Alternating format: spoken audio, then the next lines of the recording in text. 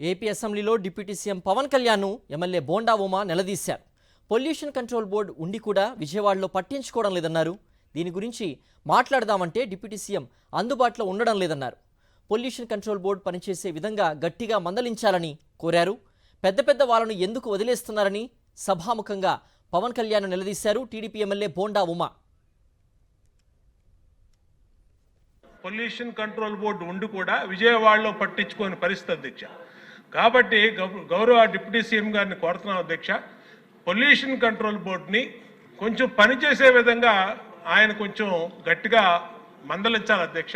ఆయన చెప్పాలి అధ్యక్ష, పెద్ద పెద్ద చేపల్ని పట్టుకోండి, మీరు యాక్షన్ తీసుకోండి. ఎందుకు వదిలేశారు చెప్పండి? ఈ సభలో ఇక్కడే ఉన్నారు ఆయన. అది చెప్పకుండా చిన్న చిన్న వాటికి 100 కారణాలు చెప్పి ఎక్కడో ఎన్జిటి వాళ్ళు ఒప్పుకోలేదని, లేదా డిప్యూటీ సీఎం గారు ఒప్పుకోలేదని వాళ్ళ పేర్లు ఉపయోగిస్తారు. బోండా సూచనలు పరిగణలోకి తీసుకుంటారని చెప్పిన పవన్ అందుబాటులో ఉండరన్న బోండా ఉమా మాటల్ని తప్పుబట్టారు.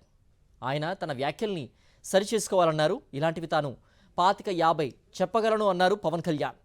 అప్పీల్ టు యూ, గౌరవ శాసనసభ్యుల్ని నేను ఒకటే కోరేది ఏంటంటే, బోండా ఉమా గారిని ఖచ్చితంగా it will be taken, it will be considered and this is my commitment to you all. అలాగే వారిది నేను